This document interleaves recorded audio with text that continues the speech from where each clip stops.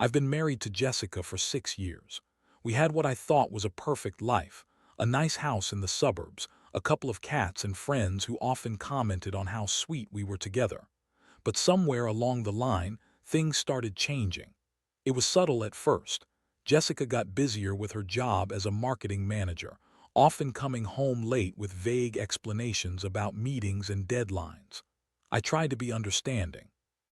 After all, we both had to work hard to pay our mortgage and keep the life we built together. But then the signs became more pronounced. She started taking longer to respond to my texts. The little things we used to share, like cooking dinner together or binge-watching our favorite shows, fell by the wayside. I brushed it off, thinking it was just the stress of her job.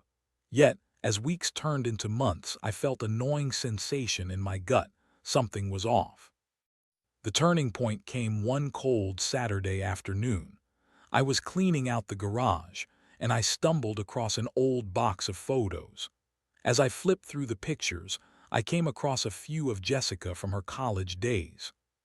She looked so carefree back then, and it made me think of when we first met. But then I noticed something odd, a photo of her with a young guy, a college student by the looks of it, with an arm casually draped around her shoulder, both of them grinning like they were in on a secret. My heart sank. I tried to shake off the feeling and went inside. When I found Jessica, she was in our bedroom, her phone in her hand, scrolling with a smile that felt too wide. I asked her about the guy in the photo. She shrugged it off, saying it was just an old friend from college. "You know how it is, babe. We all got a bit wild back then," she said, laughing it off. But her laughter felt strained, and I couldn't ignore the tightness in my chest. Over the next few days, I paid closer attention. I started noticing little things, her sudden interest in running errands and her excuses to stay late at work. One night she left her phone unattended while she showered, and I made the reckless decision to take a peek. What I saw made my stomach drop. Messages from someone named Ryan filled with flirty banter and emojis. One message read, "Can't wait to see you again. Last time was amazing." Winking face. I felt like I'd been punched in the gut. There was no way to rationalize it. The betrayal was evident. I confronted her that night. I expected tears, begging, maybe even some semblance of guilt. Instead, she laughed at first. "You're being ridiculous." When I pressed her further, her facade began to crack, revealing a defensive side I hadn't seen before. "You wouldn't understand, it's just fun. You're too uptight," she snapped. I was furious. I yelled, I cried, and for the first time I felt an uncontrollable rage surge through me. How could she do this to me? The woman I loved, the woman I trusted, was betraying everything we built. Jessica threw out a string of excuses. "You don't fulfill my needs anymore," she said. "You're always home, just sitting. I need excitement." It was as if I was talking to a stranger. As I lay in bed that night, the weight of betrayal suffocated me. I felt lost, angry, and utterly heartbroken. I had to do something. Idea of revenge took root in my mind. I couldn't just let this slide. I had to ensure that she faced the consequences of her actions. The thought of pulling her down from the pedestal she stood on felt gratifying. It's not that I wanted to ruin her life, but I needed her to feel the sting of betrayal that I was feeling.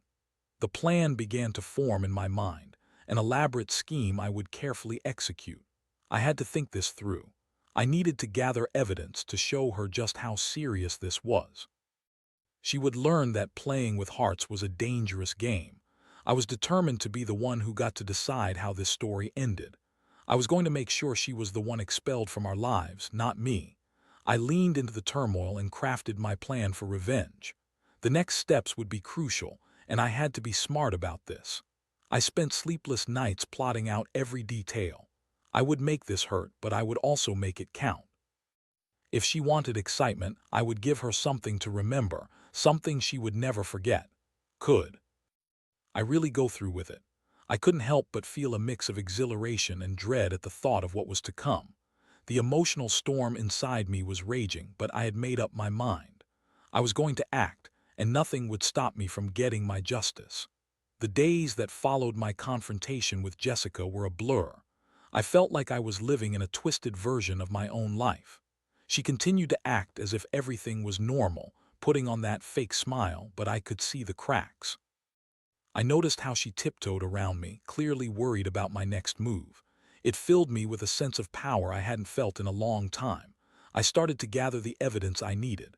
I began by following her discreetly, of course. I had to see firsthand what she was up to.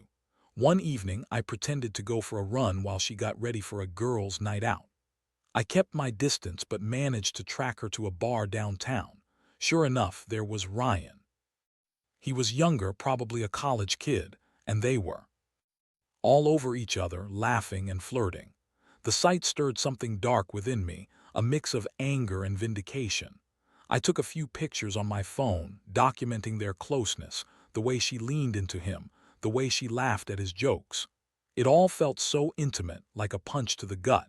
I had to keep reminding myself that this was part of my plan. Each click of the camera was a step towards my revenge. After I gathered enough evidence, I began to lay the groundwork for how I would drop the bombshell. I knew I needed to create a scene that would shake her to her core. I wanted her to understand that she had crossed a line that I wouldn't let her forget. My plan was not just to expose her, but to expose her for who she really was, a cheating, selfish person who thought she could have her cake and eat it too. Through this entire ordeal, I felt a whirlwind of emotions. I was angry, yes, but oddly enough, I also felt empowered. This situation had transformed me from a passive husband into someone who was willing to take control of his life. I started thinking about what I wanted beyond this marriage. What did I want for myself? The thought of living without her became less daunting with every passing day. One night after she came home from another late outing, I confronted her again. This time I had the evidence. "You think I'm stupid, don't you?" I said, throwing the photos on the kitchen table. The shock on her face was priceless. "What's this? You're spying on me now," she shot back, her voice dripping with contempt. But I could see the fear lurking behind her bravado. "You can spin it however you want, Jessica," I replied, my voice steady. "But there's no denying what I see here. You're betraying me. How long has this been going on?" I demanded. She hesitated, searching for words, but they came out as nothing more than weak excuses. "It's not what you think. I was just having fun. You're the one who's boring," she protested, but her defiance was beginning to waver. I pressed on, my anger flaring. "Fun? Is that what you call it? You think this is just a game?" I watched as her expression shifted from anger to panic. "You don't understand what I need. You've changed," she said, her voice cracking. This time I didn't feel sympathy. I felt satisfaction. "You're right, I have changed," I replied. "I'm done accepting your excuses. You think you can just flit around with some young guy while I sit here and take it? You're going to pay for this." Her eyes widened as she realized that this was no empty threat. I had made up my mind and I was ready to take action. I had already begun thinking about the best way to execute my plan. I wanted to ensure that she wouldn't just be embarrassed. I wanted her to feel the weight of her decisions, to understand the consequences of her actions. The next step was crucial. I decided to reach out to her work colleagues under the guise of wanting to arrange a little surprise for her. I planned to organize a small get-together at our house, inviting some of her friends. Once they were there, I would drop the bombshell. I wanted everybody to know who she truly was, every single person she had deceived. After making the arrangements, I felt a rush of exhilaration. I could already imagine her face when I revealed everything. The look of horror, the embarrassment. It was almost too sweet to consider. As the day approached, I felt a mixture of excitement and anxiety. I was nervous, but the thrill of finally taking control of this situation pushed me forward. But as the day loomed closer, a part of me wondered if I was really doing the right thing. Was this how I wanted to handle it? Was revenge truly the answer? I questioned myself, knowing that once I went through with this, there would be no turning back. I kept reminding myself that this wasn't just about revenge. It was about reclaiming my dignity and showing her that I would no longer let her walk all over me. It was time to make my move, and I was ready. Whatever happened next would set the stage for the next chapter of my life. I was about to reclaim my power, and I couldn't wait to see the fallout from my carefully laid plans. It was time for Jessica to see the consequences of her actions, and I was prepared to witness it all unfold. The day of the gathering arrived, and I could hardly contain my anticipation. I had invited a few close friends of Jessica's and even some coworkers, knowing that the more people who witnessed the fallout, the more impactful it would be. I spent the morning cleaning the house, making sure everything was perfect for the surprise.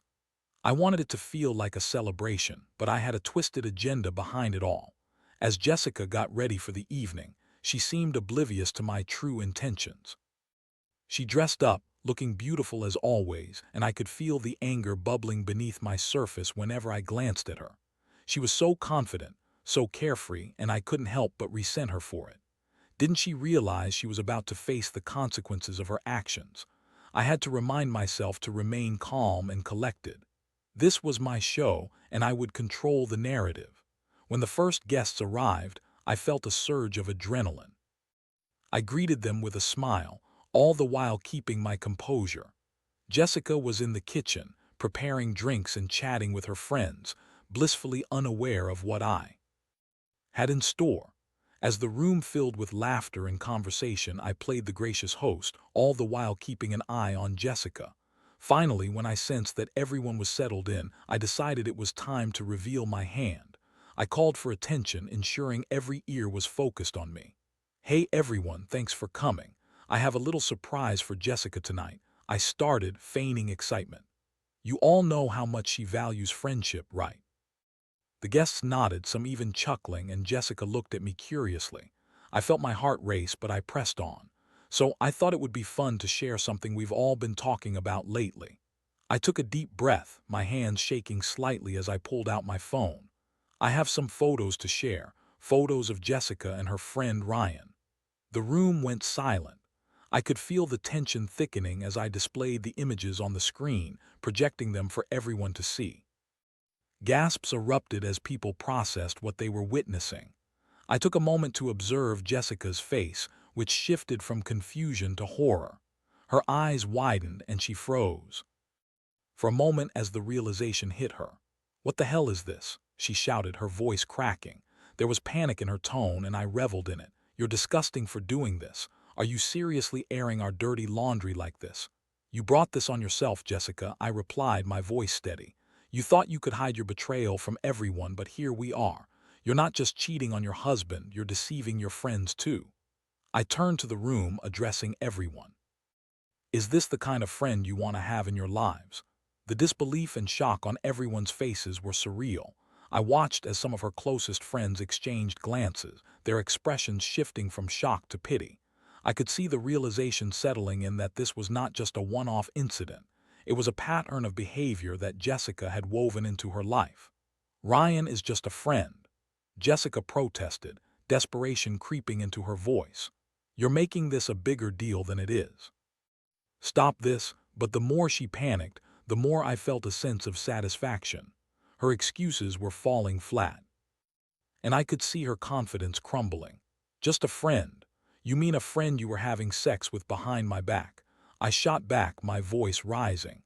"How can you expect anyone to believe that?" As the room buzzed with conversations, I could feel the disappointment in her friends' gazes. I had exposed her for who she truly was, and I felt a rush of vindication. It was intoxicating to see her unravel, to witness the panic in her eyes as she realized the ramifications of her actions, not just with me but with everyone she had deceived. Jessica's friends began to distance themselves, their expressions morphing into a mix of disbelief and sympathy for me. "I can't believe you would do this to him," one of her friends said, shaking her head. "We always thought you two were happy." "There's nothing happy about betrayal," I replied, my voice steady, burning with a mix of anger and relief. "You can't just pretend everything is fine when you've been lying to everyone." In that moment, I felt empowered, like I had taken back control of my narrative. I watched as Jessica's shattered facade lay bare. I could see the realization hit her that her once comfortable life was crumbling. She was losing the support of her friends and, more importantly, the facade she had built around herself. "Get out," she screamed, tears streaming down her face. "You've ruined everything."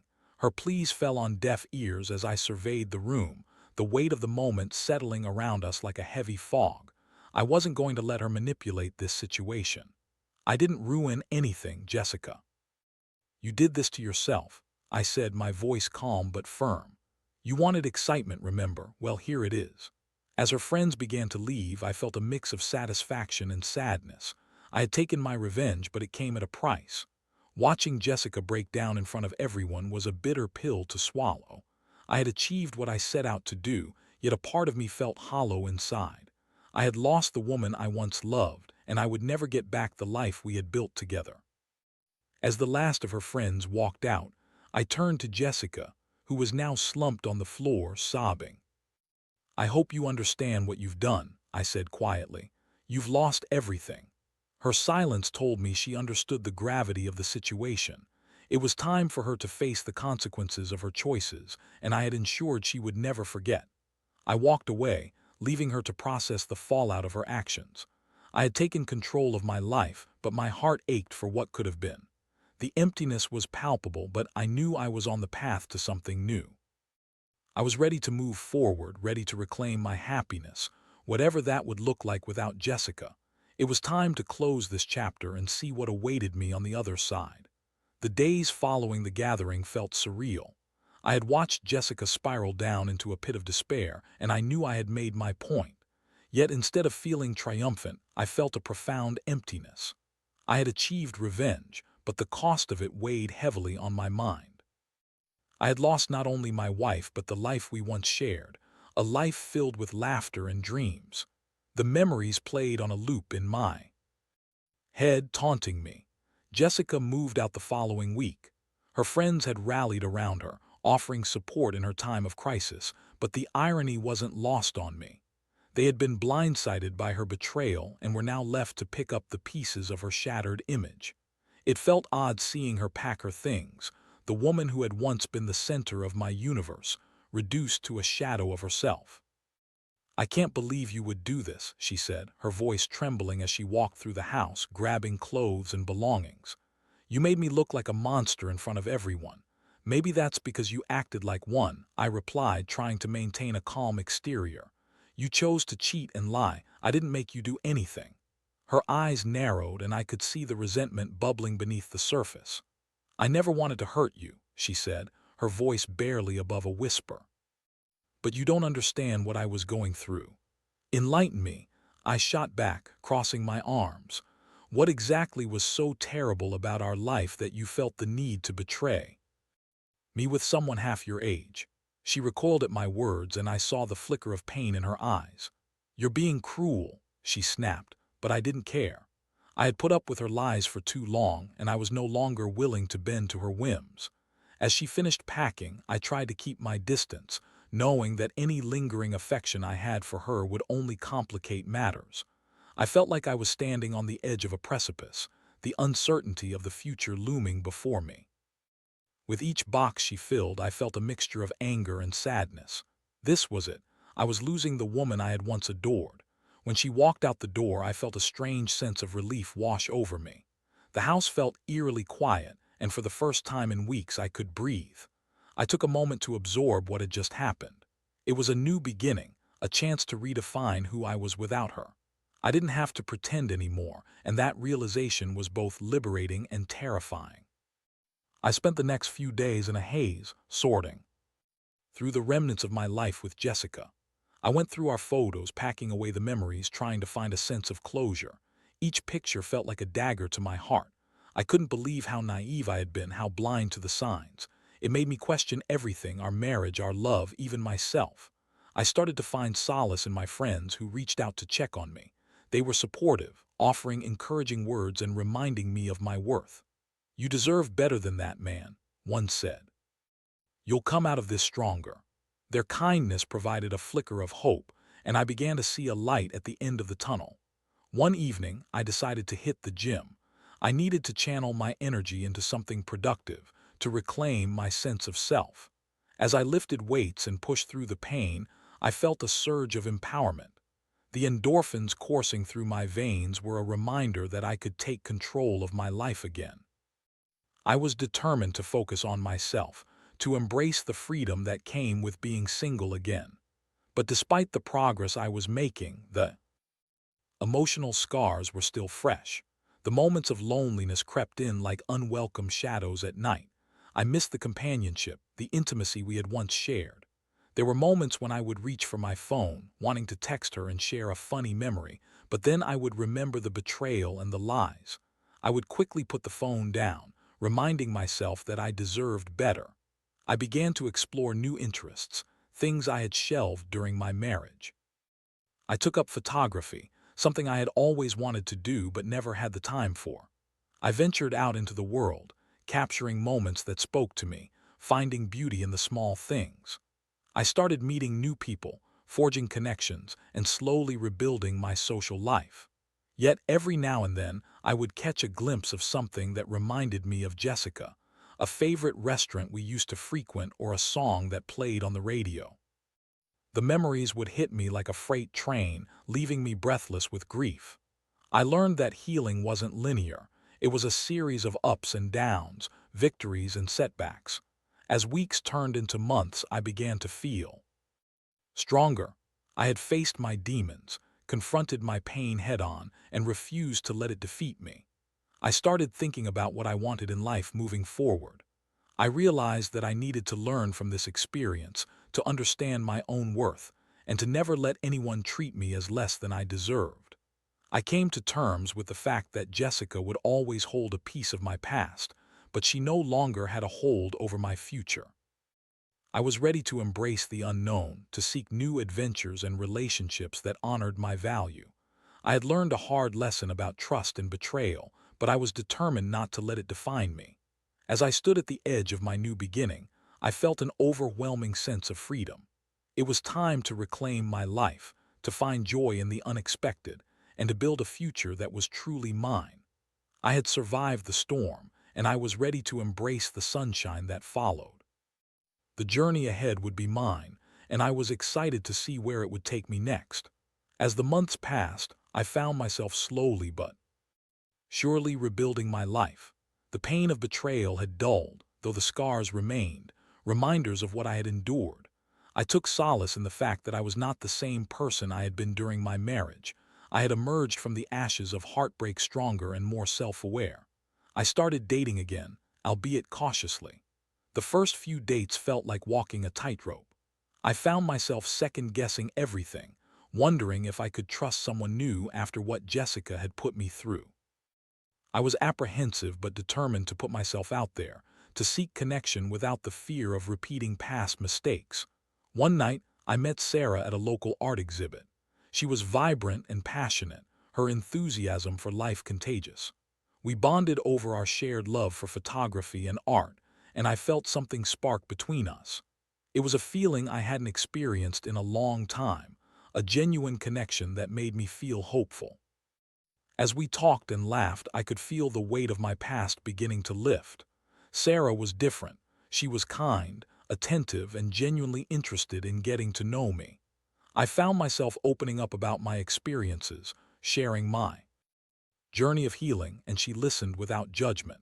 Her understanding and compassion made it easy to let my guard down.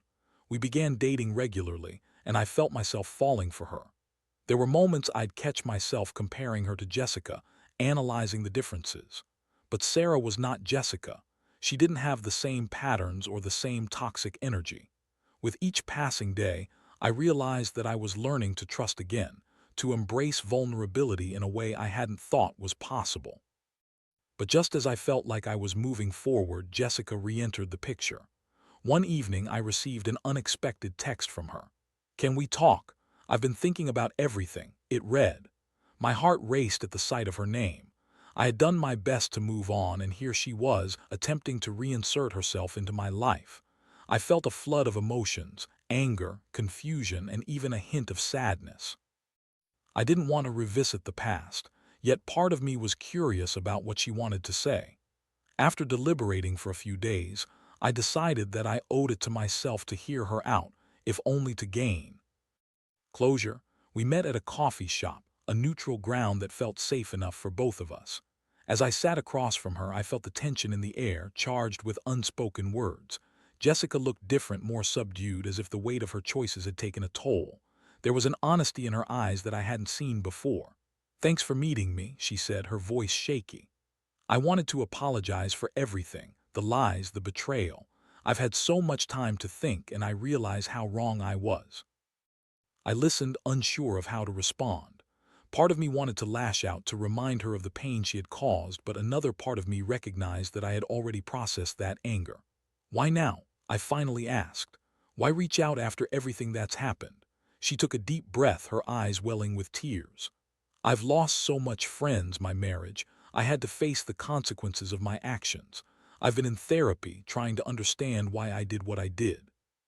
She paused, searching for the right words. I know I don't deserve your forgiveness, but I'm hoping you can at least find some peace. Her vulnerability struck a chord, and I felt a flicker of compassion within me. It's hard to forget, Jessica. You hurt me deeply, and I've had to rebuild my life from the ground up. I took a moment to gather my thoughts, but I've also learned a lot about myself through this experience.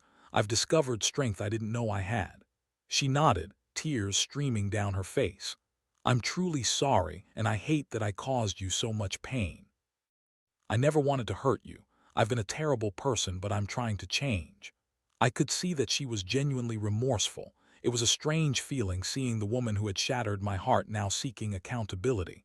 I realized that I wasn't here to forgive her. I was here to find closure for myself. I didn't want the bitterness to linger any longer. Forgiveness is a process, I said, my voice steady. I'm not sure I can forgive you yet, but I do appreciate your honesty. I hope you find the healing you're looking for. We talked for a while longer, and as we parted ways, I felt a sense of relief wash over me. I had confronted the past and faced Jessica, but I also realized how far I had come. The encounter didn't change the course of my journey, but it was a step toward closure. In the days that followed, I continued to nurture my relationship with Sarah. With each passing moment, I found myself more at ease, more willing to invest in a future that didn't involve constant reminders of betrayal. I shared my story with her, and she listened without judgment, offering support and understanding.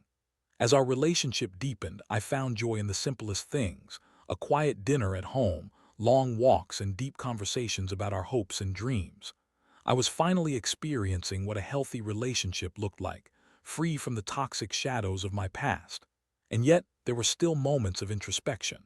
I would occasionally reflect on my time with Jessica, recognizing the lessons I had learned. I had discovered the importance of self-respect, the value of trust, and the power of vulnerability.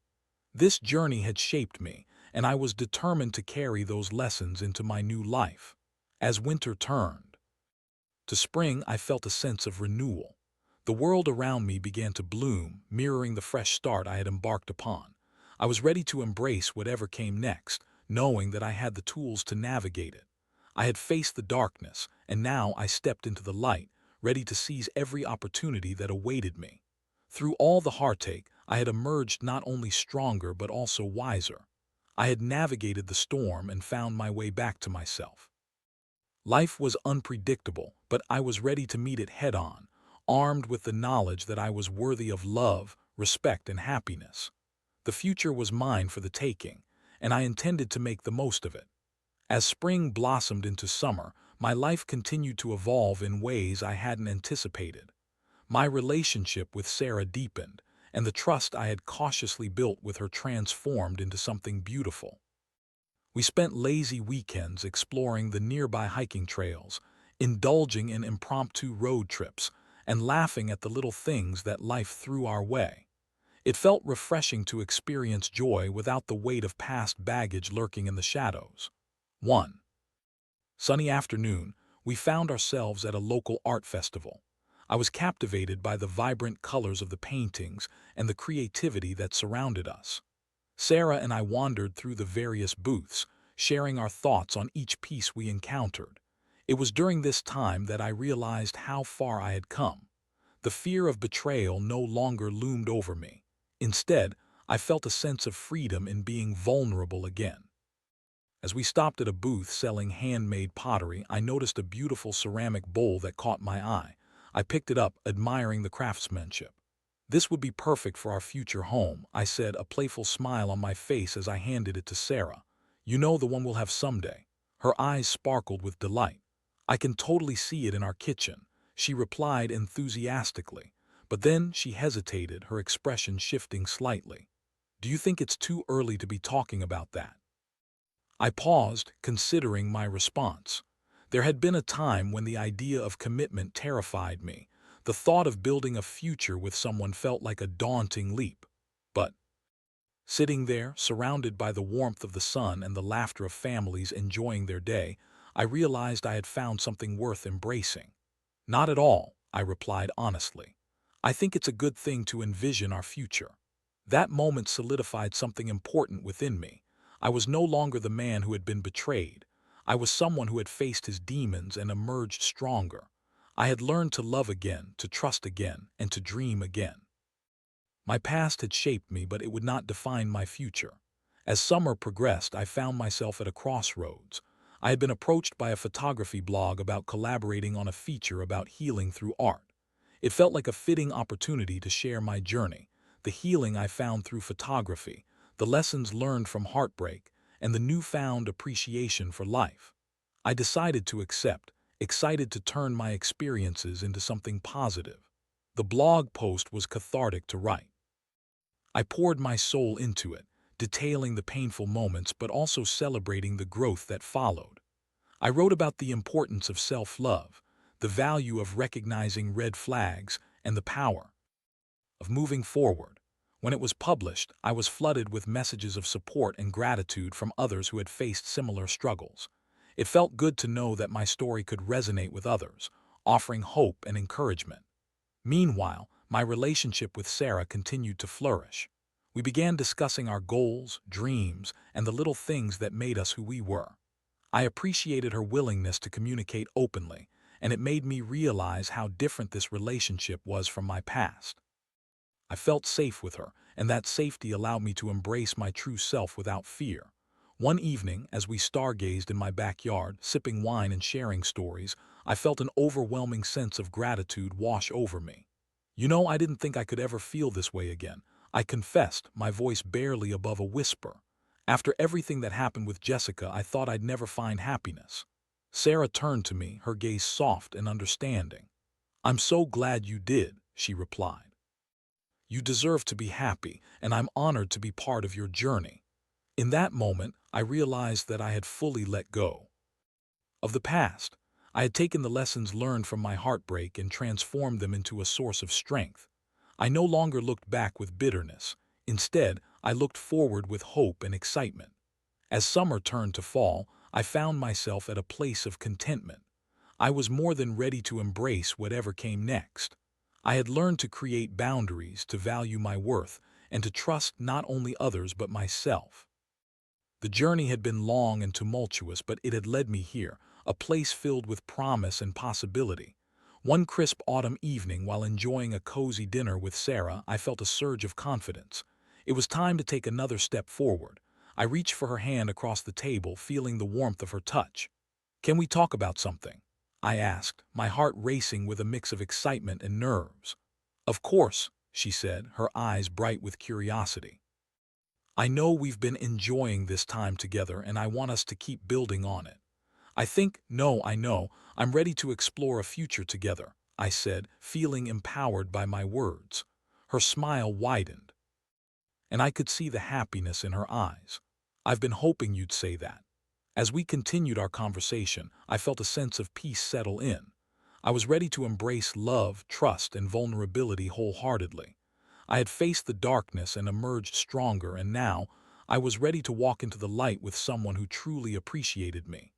From that day forward, I embraced every moment, every smile, every laugh, every new adventure. The past would always be a part of my story, but it no longer defined me. I was moving forward, ready to seize life with open arms, knowing that the best was yet to come.